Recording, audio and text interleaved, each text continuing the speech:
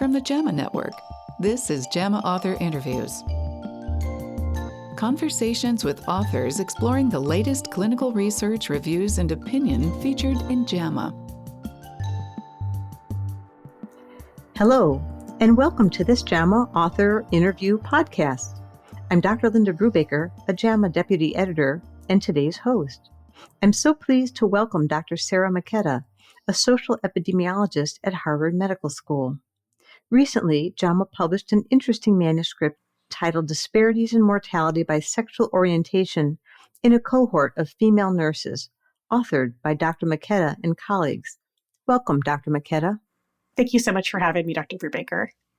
Well, let's dive right in. You and your co-authors sought to answer the question as to whether bisexual and lesbian women have higher risks of premature mortality than heterosexual women. Why did you do this study now? Of course. So one of the things that we know from decades of research is that lesbian, gay, and bisexual women have systematically worse health than their heterosexual counterparts. And this is across a wide range of outcomes. So we see this in mental health, we see this in substance abuse, we see this in chronic diseases as well, like cancers, cardiovascular health. And even though we know that these are factors that can lead to premature mortality, there is not a lot of good research out there that has actually examined whether or not there are mortality disparities for LGBT women. There are several reasons for that. One of them is that national surveys didn't start enumerating sexual orientation, didn't start asking people about sexual orientation until about 2014. So there aren't a lot of surveys or samples where we have older people and we also know their sexual orientation. The other thing is that when we do have those data, we tend to not be able to look at gender differences. So often LGBT people will be grouped together, whether they're men or women. And no study to date has been able to look at differences among subgroups of lesbian and gay women. So to be able to really say, is the risk the same for lesbian and bisexual women? Could you summarize the main findings? Of course. So what we did in this study is our team at Harvard looked at participants in the Nurses' Health Study 2. So this is a survey that's been going on for 35 years, where we've been following a group of about 100,000 female nurses since 1989. And in the 1990s and 1995 specifically, we asked them about their sexual orientation. And we've continued to follow them for 30 years. We looked at their death records in the National Death Index. This is the system that the United States uses to surveil population mortality. And we wanted to see if the timing of death was different for lesbian, bisexual, or heterosexual women.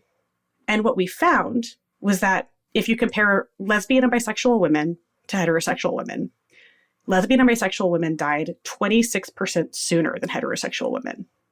But if you disaggregate those subgroups, so if you look at lesbian and bisexual women separately, lesbian women died 20% sooner than heterosexual women, and bisexual women died 37% sooner than heterosexual women, which was a pretty dramatic difference.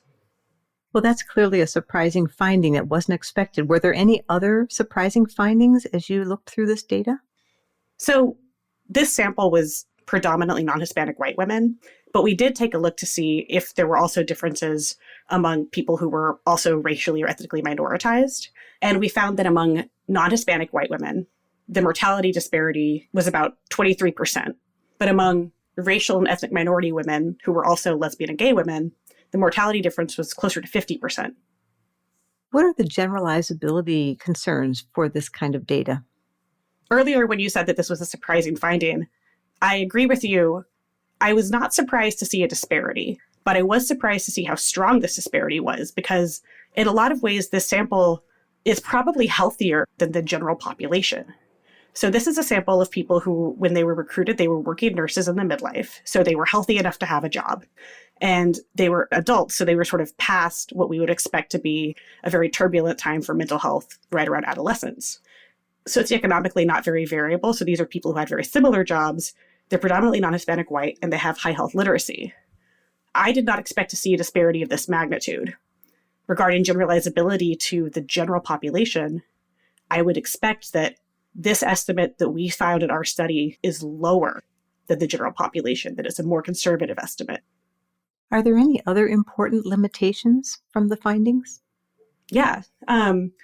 Like I mentioned before, this was a predominantly non-Hispanic white sample, and people who are marginalized in multiple ways have compounding stress experiences that can predispose them to a lot of different health conditions due to systems of discrimination. And we were able to explore that a little bit, but we weren't really able to explore that fully in this sample.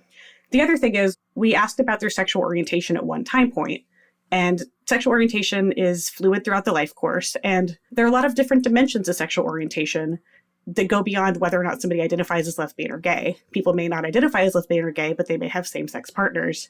And that can inform their health behaviors and their health risks. So we think that all of these features, even though they are study limitations, we do expect that these would probably bias the results closer to the null rather than overestimate the results.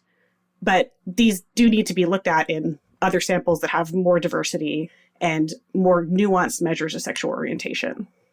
For the clinician listeners, what clinical impact do these findings have? We know that many of the disparities that we believe contributed to premature mortality were probably preventable causes. So we know from prior research that there are disparities in substance use, there are disparities in mental health, there are disparities in cardiovascular risk factors in this sample.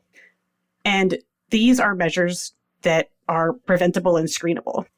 So what clinicians can do is they can make sure they're using evidence-based screening and care guidelines for their lesbian, gay, and bisexual patients. For example, lesbian, gay, and bisexual women have higher rates of sexually transmitted infections than heterosexual women, but they're actually really under-screened for sexually transmitted infections because clinicians who know their sexual orientation may think, oh, they're at lower risk because they might not be having male partners. And so making sure to not make assumptions about risk based on knowledge of sexual orientation is extremely important. They can also make sure to give really proactive screening for tobacco, alcohol, and drug use to all of their patients, in particular their lesbian, gay, bisexual patients. And treatment needs to be made available without judgment. One of the consequences of systems of discrimination is that people use adverse health behaviors to cope, and that can lead them to avoid care because of fear of judgment. And so this needs to be provided without judgment. Those are three really important actionable points. Thank you for summarizing those. Well, Dr. McKetta, thank you for contributing this evidence through your JAMA publication. This episode was produced by Daniel Musisi at the JAMA Network. To follow this and other JAMA Network podcasts, please visit us online at jamanetworkaudio.com. And thanks for listening.